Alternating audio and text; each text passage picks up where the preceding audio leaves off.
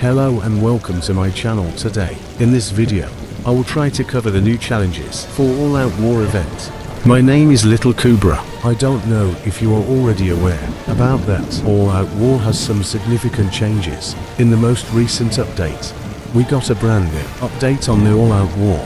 If you don't remember this event, this was kind of the cross between Siege of Winterfell and Glorious Battle, where there's kind of a center city and 8 different factions are all fighting for it. But it's kind of like Siege of Winterfell, that you've got these 3 battalions that you need to fight with, and you control them on a micro level.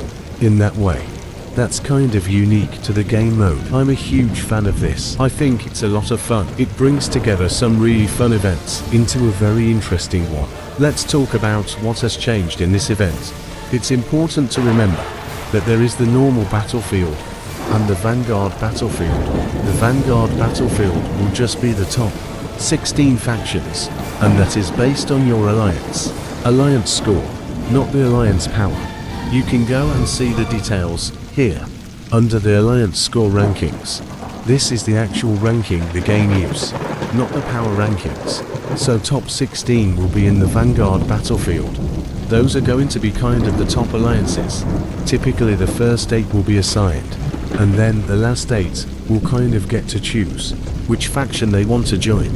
And then the other battlefields will be similarly balanced in that same way, where the lower alliances choose the strong lines that they want to join.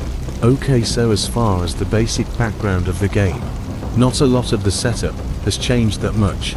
But if we go to the match description, there are some interesting changes that we have. So the main one is, if you scroll all the way down from the 4th note down here, the hot springs, essentially on the outskirts, at the edge of the Twin Dragon City, they're going to be the hot springs. Now you cannot occupy them by a faction, but it will become available, and you can basically put your troops in there to be cleansed. They'll be open for 30 minutes, and you can cleanse it. It takes 30 seconds to cleanse, and when you cleanse, you gain 50 royal coins, and you give your faction 1 kingship. So kingship, remember that, is the currency that kind of determines, kind of like influence and glorious battle. That's what determines who wins at the end.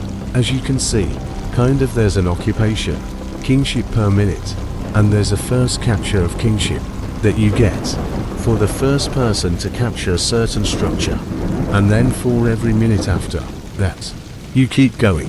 So as we said before, it's 1 kingship every 30 seconds, for 30 minutes.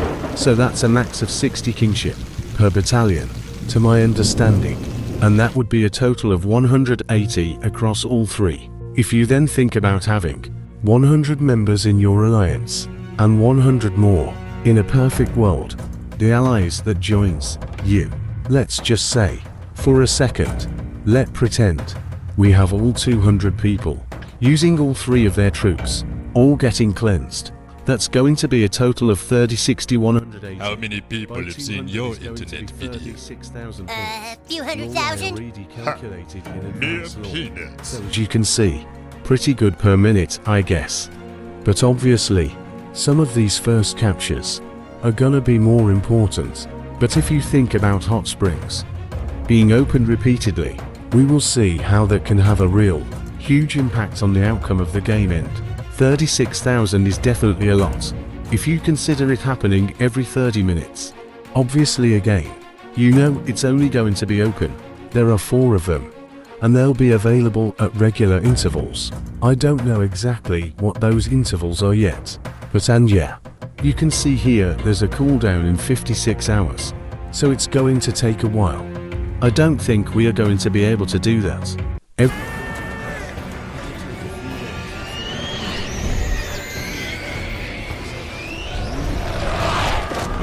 other one kind of goes together. It's these Twin Dragon Guards that will be available, and different levels of them you can kill. Once you kill one level or get killed, you can kill the next or get killed basically. Basically also involves this new currency called Dragon Blood. You have to consume one to attack a Twin Dragon Guard, and then you can get those Dragon Blood back. But whenever you kill a Dragon Guard, You get a twin dragon chest at that level. I don't know what's in those chests yet, but I assume they're probably pretty good. The last part of this is the Dragon Valley domain, so essentially here in the corner of the kingdom, which people may remember was on the map, but wasn't used last time. I believe it's that same corner. It will become unlocked, and you will be able to declare war against the Dragon Valley twice a week. There are different levels. Once you clear one difficulty level, you can clear the next. And if you defeat the 3 bosses in the valley, the fastest, you will get some additional rewards. Whenever you defeat it once, you get some rewards. And then basically, the highest difficulty finished within 20 minutes will get additional rewards again. Don't know what, but definitely interesting.